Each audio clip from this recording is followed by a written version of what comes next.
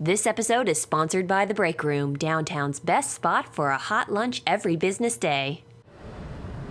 On this episode, the Shawnee County Health Agency, this year's 20 Under 40, Topeka Library Trivia Night, Washburn Student Government, and Two Wolves Studio.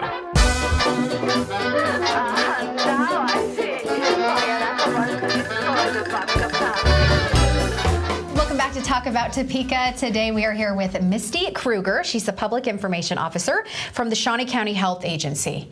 That's like a whole show just saying that out loud. I wish I got paid by the letter. Yes, no kidding. That would be perfect. Have you gotten your flu shot? I have. Okay, because I only allow people who have had their flu shot sit next to me. Perfect. Okay? Yes. Okay, because we do know that we're going to talk about Ebola in just a second, but we did just find out just today that there was the first person diagnosed with the flu in Kansas. Yes, correct. So we are in the middle of flu season right now. It's not too late to get your flu shot if you haven't done it.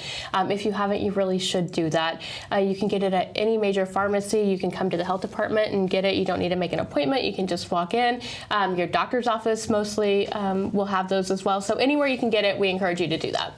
We got a pretty sweet deal at work where we had Walgreens came to work. Yes. And they just brought everything and they're like, let's just line them up, let's go. And Yes. it was pretty nice because then I didn't have to think about it. Right. Didn't have to go anywhere, and it was all done for you. Yeah, it's a pretty good deal. There's a lot of talk about, disease is Ebola. That's something is on the top of everybody's mind. You can't turn on the national news without seeing some kind of a story about it. What does it mean here, specifically in Shawnee County? Obviously, we don't have any cases of Ebola in Shawnee County or in the state of Kansas at this point. But what is happening behind the scenes is there's a lot of preparation. So if we were to see a case, are our hospitals ready? Are the doctor's offices ready? Is the public health staff ready? And we have been working very, very hard with our partners to make sure that everyone's up to speed and they have the information that they need. One of the things with Ebola is very evolving right now. And so things are changing as new guidelines come down that we're continuously monitoring and making sure that, we're getting that information back out. But just a lot of prep work to make sure. I think I actually was in a meeting where they used your information to talk about Ebola and maybe to minimize some of the fears that, this is how it's spread and this is how it works. Can you tell us just some of the lowdown about Ebola and why we need to relax a little bit? To get Ebola, you have to have direct contact with somebody who has Ebola. As we mentioned, there are no cases, so the majority of people are not going to have that concern. If people who have just traveled to Africa, it's not really a concern unless they've been to one of the 4 countries within Africa. We're not looking at Africa as a whole. We're looking at specific countries within Africa. If they went to one of those countries, we want to monitor them. We want to make sure symptoms don't develop. If they don't have symptoms, they are not contagious. They don't have Ebola.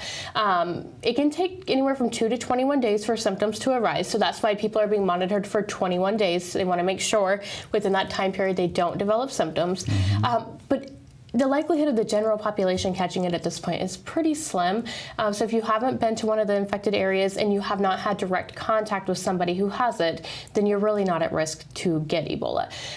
The nurses that we've seen in Texas that developed it, they had direct contact with that patient in the hospital. And so that's where their risk factors increase. But for the general public, it's really not a concern at this point. So what about when people say that I don't want to get the flu shot because I get sick? I get the flu. You cannot get the flu from the flu shot.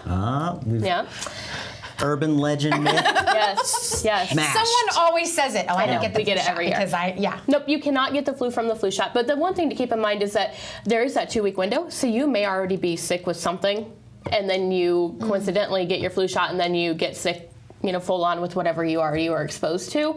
So there is that possibility, but you cannot get the flu shot you cannot get the flu from the flu shot. You can't get the flu shot from the flu? Right, exactly. What? I know. This is unbelievable. Well, something else real quick that I learned about Ebola, which was, I'm sure it came from your information, because I'm a part of a community action team, which we do with the city of Topeka.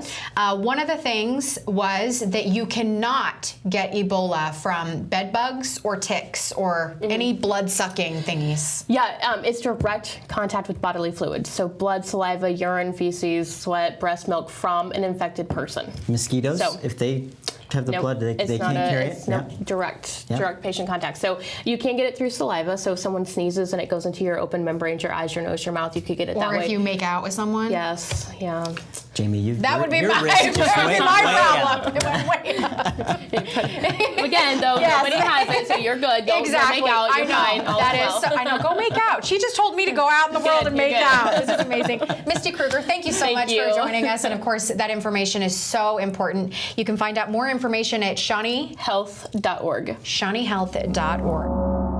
We've got a guy here named Brian Haug. He's with WIBW Channel 13, an account executive there, but you are being honored as one of the 20 under 40s for the Boy Scouts this year. Congratulations. Thank you so much. He gets right into it. He does. Are you Just surprised? jump right in. I want everybody to know exactly what's happening right now. So, yeah. There's no time to waste with Chris. Yeah. Well, this is a pretty big honor. It is, and I'm really excited. And the thing about 20 under 40 is it's really not about any one of us. It's about all of us coming together and doing something for the community, and then it's just the community, I guess, recognizing us, but it's really not about us. Mm-hmm. But it is about you right now, because you're the one that is on Talk About Topeka. So Yes. we don't care about them. We only care about you. I can take the spotlight for a minute. I'm not scared of that. Okay, so tell us a little bit about working at WIBW. You've been there for a while. I mean, you've have been there been. for what, 7 or 8 years, maybe? I've been or is that there- too long?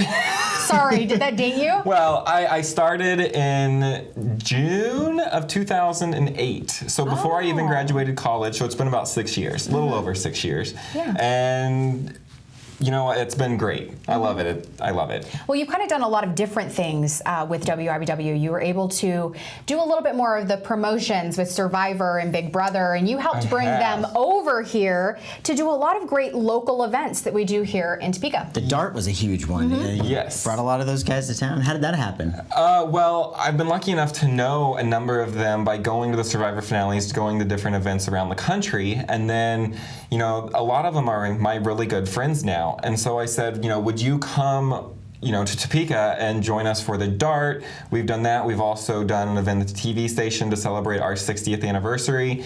And everybody's really excited. We worked on the Habitat House while everybody was here for our 60th.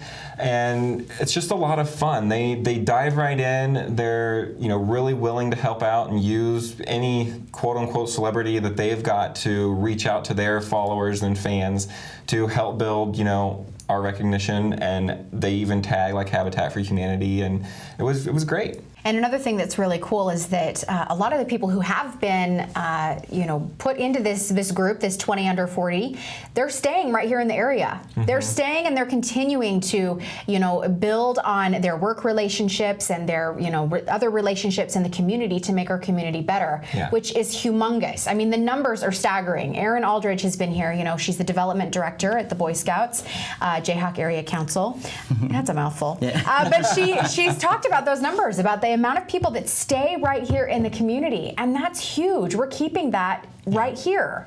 Yeah, so we are coming together that evening, and I think it's part of the experience. It's hard once you get involved. It's hard to move away because then you have to start over. And the other really cool thing is there's so many of us that we are spread out all over the community, and then. I know a considerable amount of people, and I only knew a handful of people that were on the list this year. So it's really nice to be able to meet different people through this also. But you get to meet them a lot more because you have different events and things that you're doing together. Exactly. Yeah. What do you think, as a young professional in Topeka? What do you think about the climate for young professionals here? Are we evolving our community to embrace them, or has it been stagnating? Where do you think that is? Well, I'm also involved with Fast Forward. I'm actually on the steering committee for Fast Forward. And a really exciting thing that we're bringing into Topeka is TEDx. So TEDx Topeka is what it's called. And TED Talks around the country have been huge. If you talk to a number of young professionals, they'll know what a TED Talk is. Mm-hmm. And so our first event is coming up, and it's going to be really exciting. It's our inaugural event, and then we have to turn in all of that information to TED, and then they review it so we can have future talks. So that's just an example of, I think that we really are progressing and trying to involve more young professionals and trying to bring things into Topeka that will hold the young professionals here and make it somewhere that everyone wants to live, whether it be young professionals or other generations. But I think it's true that young professionals drive it. You know, they drive a great community that people want to move to. It's the young professionals that are, you know, have different visions and ideas about how they want to make the community better. And it's important that we have that growth and we continue going with that as best as we possibly can. Yeah. It's just a statement, not a question for you to answer. There's no question here. Sometimes I think people get confused because sometimes I just make a statement and people are like, do you want me to answer something out of that? Like, what's the answer? It's okay, Jamie. No, I'm following you. You are a quick Conversational here. one. You are a quick one. Oh, boy. Thank you so much. Are both of you coming to the 20 under 40 banquet? Oh, great. You're going to ask us that on the air, aren't you? Well, did he just ask us that on the air? He did ask us that on the air. Should we deflect with something like, I'm going to check my calendar? We'll deflect with, I'll be there to get some footage because the Marilyn May concert is the same night at TPAC. Oh my gosh, is it really? To do that, yeah. Gosh, how would Who's you more know important, that? Chris? Marilyn May. Just There kidding. are 20 young professionals There under the are. age of 40 Yes. that would We'll be love there to for have both. you there. for Generate a support. lot of money for the city of Topeka. Yes, we get it. That's yes. what it is. Well, definitely one of us at least will be there. So Okay. it'll be cool. Thad Hartman, how are you doing, Thad? I'm doing great. Thanks for having me. Now, you are the community services manager for the Topeka and Shawnee County Public Library, and you That's have correct. an incredible event that you're helping to organize to tell us all about if you love trivia. That's right. Friday, November 14th at Ag Hall, we're having our library trivia extravaganza, which we currently have a popular program, Trivia Night at the library, which we do about 4 times a year. And on Friday nights when we have Trivia Night, we have about 30 teams of 8 people per team. So about 250 people show up for Trivia Night at the library on Friday nights. It's gotten so popular that we actually extend the program and have a second program on the Saturday afterwards. And then we have another 15 or so teams on Saturday. But we still have outgrown the space here at the library. So we have decided to have our Super Trivia Night, or Library Extravaganza at Ag Hall. And we already have 70 teams signed up, so over 500 people. We have room for about 20 more, so we're looking to fill Ag Hall with as many. Do you think we could do a team? You know, I was mentioning before we did this how awful I was at Trivial Pursuit. You're awful at a lot of things, well, too, so- thank you very much, but trivia is not my forte. Okay, so what's the trivia? Is it general? Is it useless info? Game of Thrones? It's everything. We've had a Game of Thrones round. It's movies, music, history, books. We've had taste tests as trivia rounds before. Just anything you can think of. And before you say you're not good at trivia, everybody has something that they know, and every team gets some questions right, and when you get those questions right, whether you're in first or last place, you know, it's exciting to get that question and show something that you know that maybe no one else knows. Okay, so this huge space, lots of extravaganza, people. Yeah. is it just once a year that you do the extravaganza? This is the first time we've done it, and we're looking to probably do it once a year because it is a big production for us. We're still going to do the regular trivia night at the library though, and we usually have space on Saturday afternoons. So if people come out to the big trivia at the Ag Hall and they like it, we'll still have slots probably on Saturdays at the very least. But if they call in, sign up early enough, we usually have some spots on Friday also.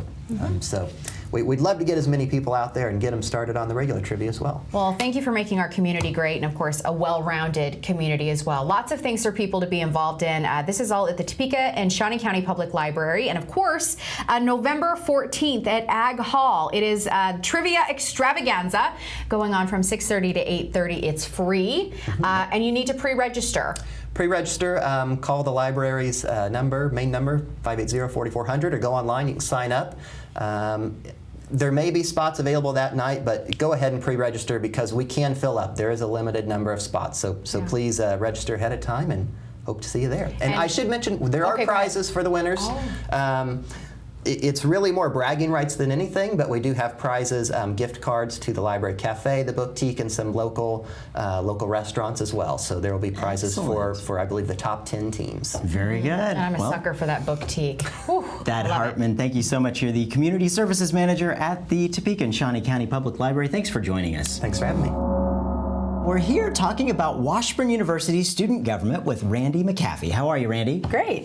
Thanks for being here with us. Yeah, no problem. Now we've had Washburn on the show a while back, and we were catching up on what's going on, but not this semester. So we want to know how things been going. Yeah, they've been going really well. Our administration took over in April, but it pretty much starts when the year comes back together. So the fall is really big for sports and all of our events we have going on. So it's been going good. So do you actually govern?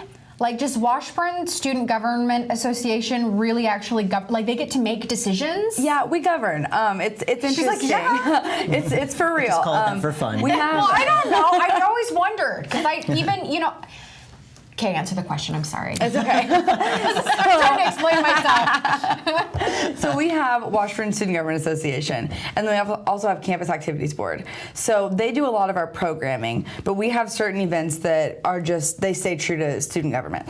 So we do govern in that we sit on a lot of university committees with campus administration, and they ask our opinion as far as what decisions should be made about things that are going on campus. So issues or anything that's going on. It's fine. Your hair is in your microphone, so we're pulling it out. I'm in charge of that. This is my job. She likes to push that And he does it to me. I do every once in a while. We brush so it Washburn back. Student Government Association, you have different posts that people have, and you actually get to sit down and kind of have a round table and say, these are some of the things that we want to be different. Yeah, exactly. So each administration kind of comes in with their own ideas about what they want to change about Washburn or how they can make things better. And then they also try to take in consideration any students they talk to when they were running. So what do you think is a campus problem? And maybe 20 people think this problem is a problem and one student thinks something else. So they try to take that into consideration and move forward with their issues. So we play a big role in how those decisions get made on campus, and then also bringing up topics that maybe administration isn't thinking about, but we as the students feel it is a problem that they should be addressing. Like to make sure the campus is safe at night for night classes, or making sure you have more bike racks for people who are liking to, like those kinds of things. Yeah, and like right now the biggest issue that we're dealing with is smoking on campus. So it's really interesting because a lot of campuses, every campus in Kansas except for us has made a decision about what they're going to do about it. And so some are tobacco free, some are smoke free, some don't have any rules against it and they won't, and then there's some that have specific locations for people to smoke. So kind of like an overhang area that's not in everyone else's traffic, but there's still a place to do it. So we're in the process of trying to figure out how students feel about that and what we should do, what's best for us. So no more smoking in classrooms. Well, yeah, it's already not okay in the That's why I don't go to school anymore. I left Washburn University because of that. It's hateful. And one last thing, what is your major? It is not political science. Is that correct? It's criminal justice, actually. So I was thinking she'd be so amazing, like a campaign director. No, we got it. could totally use some criminal justice people in the political system. That'd be a good thing. Yeah. And then that would probably have something to do with you with the KBI building. Yeah, I've been in on those meetings a little bit. It was really cool. So yeah, I hope to get a job at KBI within the next year.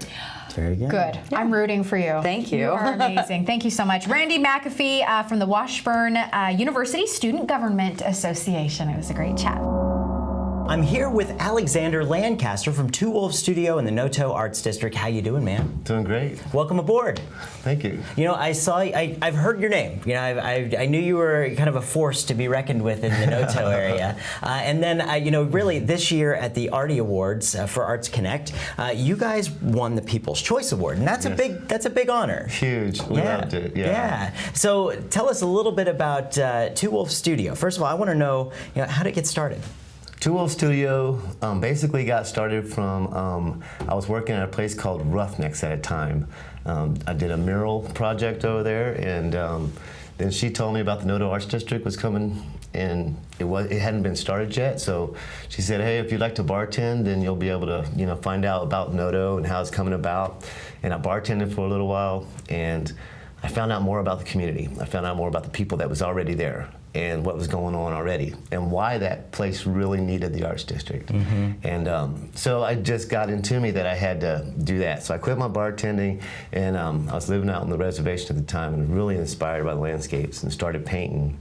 And wanted to come down to NOTO. They started, Barbara started her place, and I thought I had a place down there, a studio. I was like, had some connections telling me, hey, go check with Barbara. I think she has some open studios. Yeah. And so I went over there, and she didn't have no open studios, but Shelley Bedsall was right next to her, and she owned Full Stream. And she's been there, she was there for 10 years before the Arts District even started coming about. I don't know if you know who Shelley Bedsall is. Yeah, we've met. Yeah, she's a huge force to be reckoned with herself. Absolutely. I walked in there and started talking to her, and she was living in a place at the time, and after I got done talking to her, she said, you know what, I want to move out of here. I'm going to get you this studio. You can move upstairs. And she did a lot of work. We both turned that place into a gallery studio area. It used to be a house upstairs, and that's pretty much what really got me started. Shelley having a lot of knowledge with other arts districts and sharing that stuff with me. And then Stacy Dawn was a studio next to me. Mm-hmm. And Shelley would tell me about those things that would happen in the other arts districts. And one of the things that really stood out in my mind was when they would take paintings, I think she called it a wildcat show. They would take paintings and put them on the wall and have a band out there. Huh. And I thought that was like, yes, that's perfect for me. Music and art is my thing. I just love it. Them together. Yes, I mean, definitely they already go together. Yeah. It's just, Absolutely. Utilize I'm it. right there with you, man.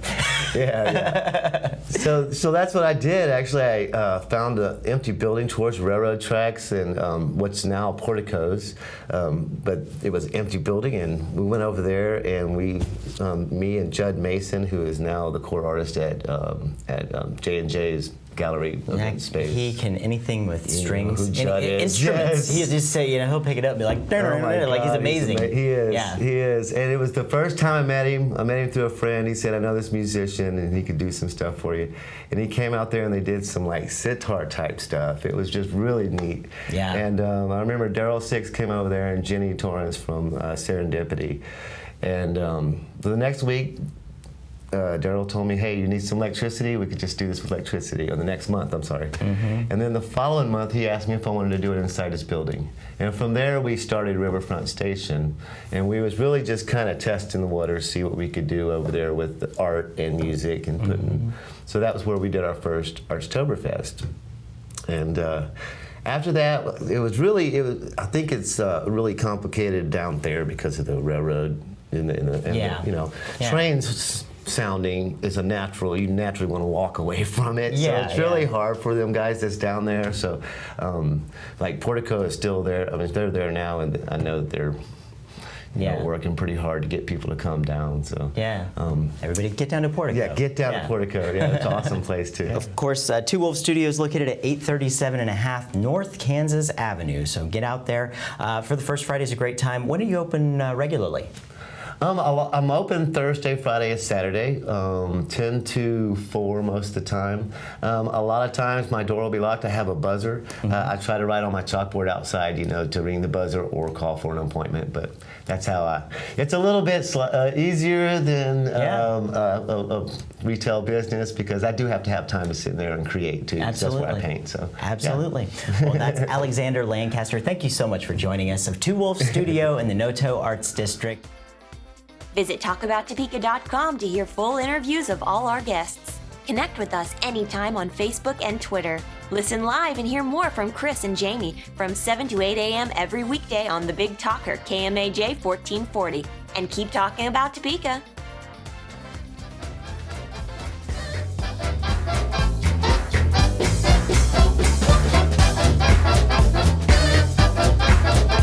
Sometimes I just make a statement and people are like, do you want me to answer something out of that? Like, what's the answer? It's okay, Jamie. No. 580, imagine that. Weird. I listened to their show today. Yeah. Is that all you had to say That's all I have to say. Okay, all right.